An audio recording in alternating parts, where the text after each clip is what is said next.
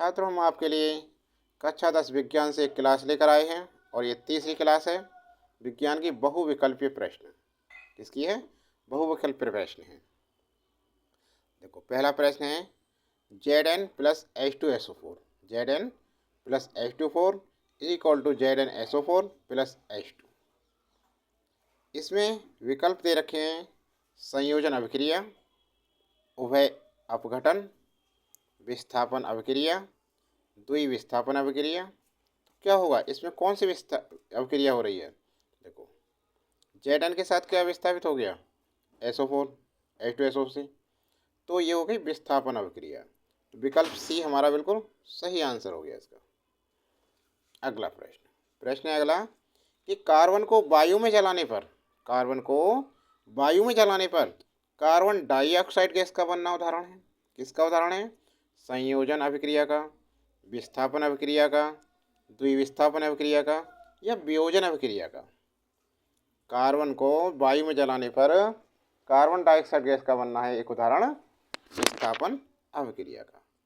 विकल्प जो बी है बिल्कुल सही आंसर है। अगला प्रश्न, धावन सोडा का रासायनिक सूत्र है। क्या है धावन सोडा का रासायनिक सूत्र? Na2CO3 10H2। विकल्प ए बिल्कुल सही आंसर है इसमें। अगला प्रश्न, 25 डिग्री सेल्सियस ताप पर शुद्ध जल का pH मान है। 25 डिग्री सेल्सियस ताप पर शुद्ध जल का pH मान है 0, 1, 7 या 14। तो ये है शुद्ध जल का pH मान सी, विकल्प सी 7। अगला प्रश्न, निम्नलिखित में से कौन सी धातु जल के साथ सामान्य ताप पर भी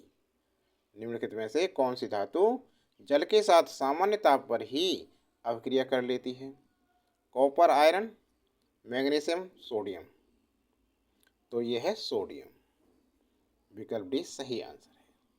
अगला प्रश्न, निम्न में से कौन सी धातु अम्ल के से हाइड्रोजन विस्थापित नहीं करती? Fe, Zn, Cu, Mg।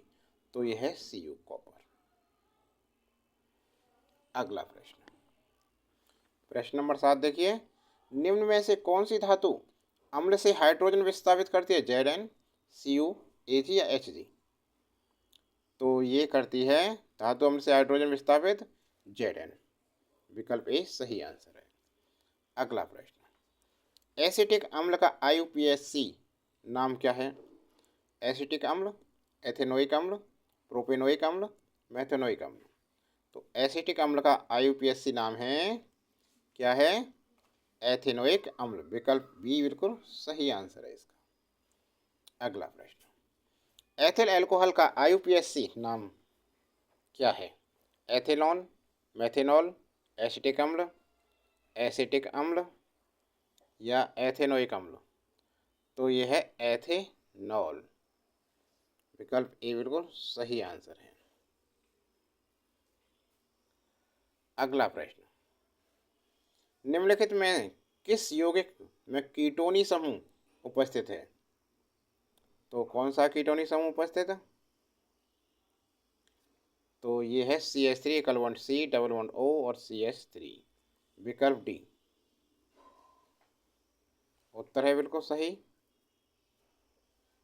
अगला प्रश्न नंबर 11 देखिए, प्रोपेनल में क्रियात्मक समूह क्या है? जल्दी से बताइए कौन सा है? तो प्रोपेनल में है CHO। ये उत्तर बिल्कुल सही है हमारा।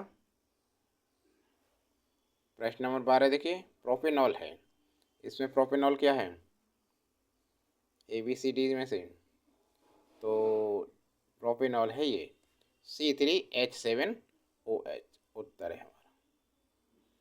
अगला प्रश्न, स्वस्थ नेत्र के लिए दूर बिंदु स्थित होता है 25 सेंटीमीटर पर, 50 सेंटीमीटर, 100 सेंटीमीटर या अनंत पर। तो स्वस्थ नेत्र के लिए दूर बिंदु होता है अनंत पर। समझ में आ रहा है ना? अगला प्रश्न नंबर 14, स्वस्थ नेत्र के लिए स्पष्ट दृष्टि की न्यूनतम दूरी होती है 25 सेंटीमीटर, 50 सेंटीमीटर, 75 सेंटीमीटर, 100 सेंटीमीटर। तो स्वस्थ नेत्र के लिए स्पष्ट दृष्टि की न्यूनतम दूरी होती है 25 सेंटीमीटर। विकल्प ए बिल्कुल सही उत्तर है इसका। अगला प्रश्न, निकट दृष्टि दोष से पीड़ित व्यक्ति के लिए चश्मे प्रयुक्त किया जाता है। क्या किया जाता है प्रयुक्त? उत्तल लेंस, उत्तल दर्पण, अवतल दर्पण या अवतल लेंस। तो निकट दृष्टि दोष के पीड़ित के लिए कौन सा प्रयोग किया जाता है? अवतल लेंस। विकल्प डी इसका सही उत्तर है।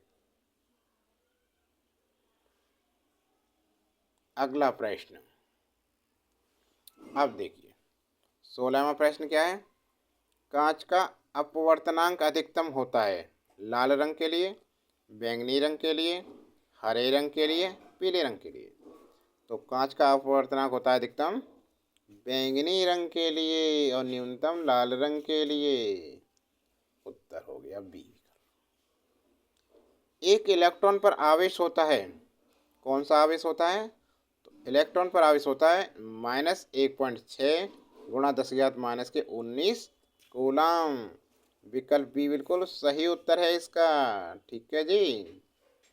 अगला प्रश्न, प्रत्येक 4 ओम प्रतिरोध वाले 4 चालक तारों का समांतर क्रम में जोड़ने पर तुल्य प्रतिरोध होगा। 1 ओम, 4 ओम, 8 ओम या 16 ओम। तो देखो क्या है, ये जोड़ा है समांतर क्रम में। किस में जोड़ा है भाई?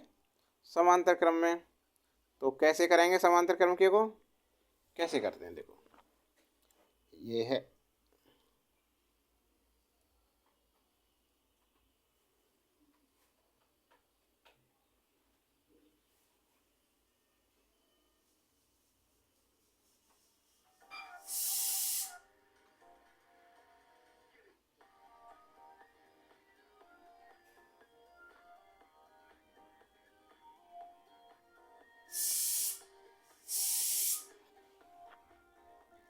क्योंकि ये कह रहा है समांतर क्रम में 4 ओम, 4 4 ओम, ओम ओम, 4 ओम समांतर क्रम। तुल्य प्रतिरोध क्या होगा? 1/R बराबर 1/4 प्लस 1/4 प्लस 1/4। सभी के समान आधार हैं तो 4/4, 4 एकम 4 बराबर 1। तो आर बराबर क्या हो गया? 1/1। 4 ओम नहीं 1 ओम, 4 कहाँ 1 है, 1 ओम। तो विकल्प हमारा ए बिल्कुल सही आंसर हो गया। ठीक है ना, सबके समझ में आ गया। 19वां सवाल देखो, विद्युत धारा का एसआई मात्रक क्या है? कूलम, जूल, एम्पियर या कैलोरी। तो वही विद्युत धारा का एसआई मात्रक है एम्पियर। विकल्प सी बिल्कुल सही उत्तर है। अगला प्रश्न, एक प्रोटॉन पर विद्युत आवेश की मात्रा क्या होती है? तो एक प्रोटॉन पर होती है विद्युत आवेश की मात्रा 1.6 गुणा 10⁻⁻19 कूलम। विकल्प ए इसका सही उत्तर है। ठीक है ना। अगला प्रश्न देखो, प्रश्न नंबर 21 देखिए, किसी धातु के तार में विद्युत धारा का प्रवाह होता है मुक्त इलेक्ट्रॉनों के द्वारा, प्रोटॉनों के द्वारा, आयनों के द्वारा या न्यूट्रॉनों के द्वारा। तो किसी धातु में के तार में विद्युत धारा का प्रवाह होता है मुक्त इलेक्ट्रॉन के द्वारा। विकल्प ए बिल्कुल सही उत्तर है। ठीक है।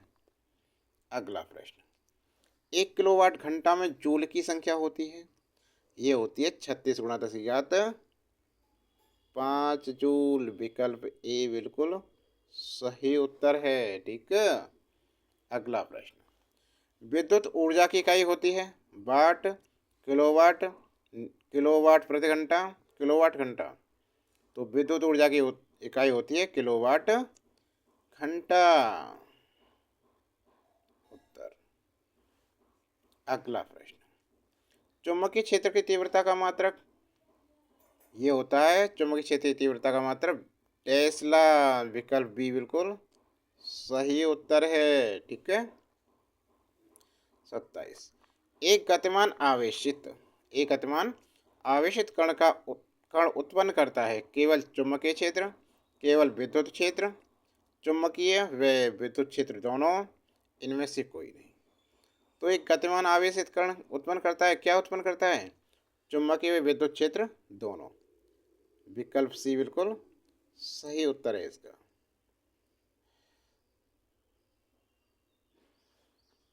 अगला प्रश्न 26वां प्रश्न देखो। स्थिर चुंबकीय क्षेत्र में ध्रुवों के बीच किसी विद्युत धारावाही चालक पर लगने वाले बल की दिशा ज्ञात करने के लिए उपयुक्त नियम है। क्या नियम है? मैक्सवेल के पेंच का नियम, फ्लेमिंग के बाएं हाथ का नियम, फ्लेमिंग के दाएं हाथ का नियम या ओम का नियम।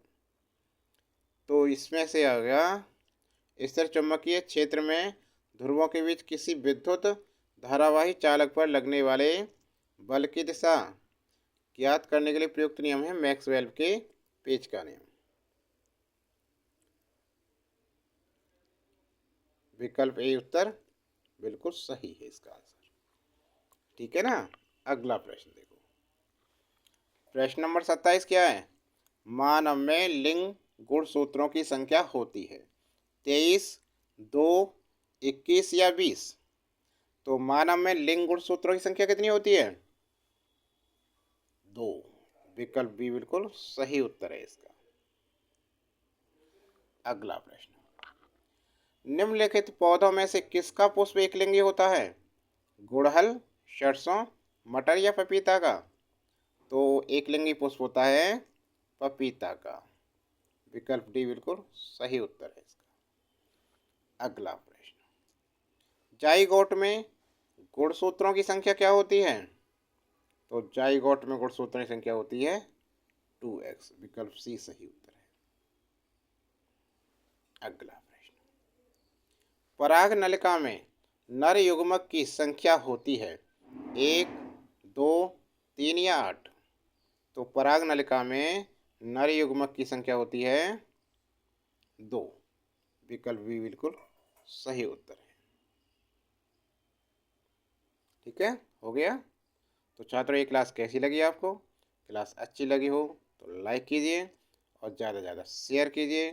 चैनल को सब्सक्राइब नहीं कर रखा है तो चैनल को सब्सक्राइब करें। बेल आइकन दबाना न भूलें।